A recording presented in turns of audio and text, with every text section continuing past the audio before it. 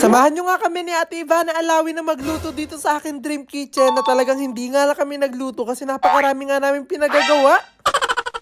Sobrang saya ko nga talaga ngayong araw at hindi nga makapaniwala kasi binisita nga tayo ni Ate Ivana Alawi. At talagang pagdating pa nga lang dito talagang napakarami na nga agad namin na pagdismisan na para bang magkakilala na nga kami ng napakatagal na panahon. Pero sa totoo po talagang matagal na nga kami nag-uusap nito ni Ate Ivana kaya talagang laking tuwa ko na natupad na nga yung plano namin na pagbisita niya nga dito. Lagi nga doon nakasubaybay itong si Ate Ivana nga sa mga ina-upload ko nga na video kaya talagang kilig nga ako kasi di ko akalain na talagang pinapanood niya ako. At talagang parehas nga kami kasi ganun nga rin sinabi ko sa kanya na talagang sobrang niya akong fan na talagang lagi ako nanonood ng mga vlogs niya. At bago nga pumunta dito si Ate Ivana talagang nag-request siya sa akin na gusto niya nga doon ng adobong pusit na merong maraming sili. Nagulat nga ako nung sinabi niya nga na gusto niya ng maraming sili kasi talagang napakahilig pala nitong ni Ate Ivana sa mga maaanghang. Kaya talagang nilagyan ko nga ito ng maraming siling labuyo tapos siling green para talagang maanghang na maanghang. At nandito na nga kami nung tinitikman na nga namin yung adobong pusit medyo kinakabahan pa nga ako kasi baka sobrang maanghangan tong si Ate Ivana pero parang wala lang sa kanya. At talagang sobrang pa nga siya nasarapan nga dito sa adobong pusit nga na niluto ko. Talagang sobrang nga akong kinilig. At maya nga lang din pagkatapos namin mag-almusal, dali-dali na nga kami nagpunta dito sa aking Dream Kitchen para makapagsimula na nga kami magluto. At pagpunta nga namin dito talagang laking gulat nga nito ni Ate Ivana pagbukas ko nga nitong takip nga ng aking higanting kawa kasi talagang sobrang laki nga siya. Binibiro ko pa nga dito sa Ate Ivana na pwede nga siya mag-swimming dito sa sobrang laki. At talagang in-explain ko nga dito kay Ate Ivana kung bakit nga ganito kalaki nga yung lutuan ko na talagang sobrang laki dahil nga sobrang dami kong niluluto mga pagkain na pinamimigay natin. At maya nga lang din ay mag-umpisa na nga kami magluto kaya talagang niready na nga namin lahat nga ng mga kakailanganin namin para sa aming ilulutong putahe. At ang putahe nga nalulutuin nga namin ngayong araw nga dito sa aking higanting kawa ay minudo. Talagang sobrang favorite ko nga minudo kaya ito nga naisipan ko na iluto nga namin. At talagang maraming minudo nga ilulutuin nga namin kasi hindi nga to para sa amin kasi pamimigay nga namin ito. At saktong-sakto nga kasi itong si Ate Ivana ay mahilig nga rin magluto kaya sigurado ako na magiging masarap nga itong lulutuin naming minudo. At kahit nga kanina ko pa nga siya kasama talaga hindi pa rin ako makapaniwala na nandito na nga siya sa Dream Kitchen ko. At hindi nga lang siya nandito kasi makakasama ko pa nga siya sa pagluluto at sa pagbibigay nga ng mga pagkain. Napapanood ko to ngayon. Dito na tayo sa Dream Kitchen ni Alexi.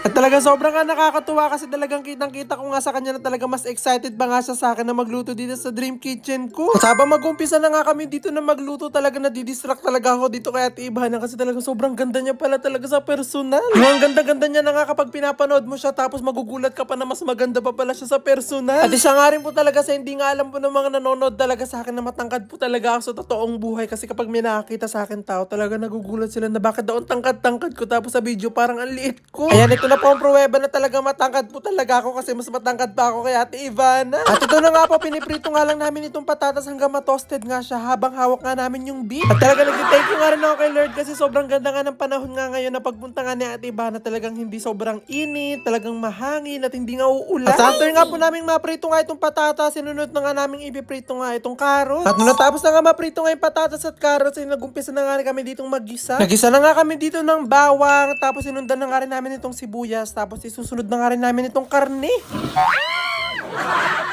At habang nagluluto nga kami talagang hindi ko na nga pinalampas at tinanong ko na nga to si Ate Ivana kung ano nga ba talaga yung favorite niya nga pagkain. Tapos sinabi niya nga at yun nga yung lulutuin natin sa susunod dito sa aking Dream Kitchen. Kaya hulaan nyo nga po kung ano nga po yun at ang clue niya ay meron siyang sabaw. Pagkalagay nga ng karne, hintayin nga lang namin niya na magmantika kaya nagpunta muna nga kami dito sa gilid para nga talaga magpahinga ng saglit. At nung nakita ko nga to si Ate Ivana na nakasakay nga dito sa duyan nga namin ay talagang ako na ngayon nagtulak-tulak nga dito ng duyan na para ako nagpapatulog ng bata. At maya nga lang din nung nagmantika na nga yung karne, dali-dali na nga kami bumalik nga dito para ilagay nga yung mga pampalasa. Natatawa pa nga ako dito kasi yung mga nilalagay namin pampalasa dito talagang ang kukonti para wala magiging lasa tong minudo namin. Pero wag po kayong mag-alala kasi hindi po yan kinulang sa pampalasa kasi marami nga kami dyan mga nilagay. At matapos nga po ang 100 million years, finally naluto na nga rin itong niluto naming minudo ni Ate Ivana. At dahil luto na nga itong niluto naming minudo kaya titikman nga namin siya kung talagang masarap. Pero sa tingin ko nga ito yung masarap kasi hindi namin ito tinipid nga sa sahog at sa pampalasa. At kailangan nga rin talaga na kami yung unang ang sumikim dito nga sa niluto namin kasi ipamimigay nga namin siya para malalaman nga namin kung pwede siyang ipamigay or hindi. Ganun nga po kasi lagi kong ginagawa kapag nga po namimigay kami ng pagkain ng mga niluluto ko dito sa akin Dream Kitchen. Talagang tinitikman muna namin yan kung talagang okay siya o pasado. At approve naman nga sa amin dalawa ni Ate Ivana itong niluto nga namin minudo kasi talagang napakasarap. Kaya dali-dali na nga namin pinalot nga itong mga niluto nga namin para makapunta na nga kami kasi nga namin ibibigay nga ito. At talaga sobrang saya ko nga talaga sa mga oras nga na to kasi makakasama ko nga si Ate Ivana nga sa pag-share nga nito mga pagkain. At kung gusto nyo nga po talaga mapanood nga lahat nga po na nangyari dito kasi napakarami pa nga namin pinuntahan ng mga lugar, napakarami namin ginawa. Panoorin nyo po sa YouTube ni Ate Ivana, talagang dun nyo po mapapanood lahat. Amazing!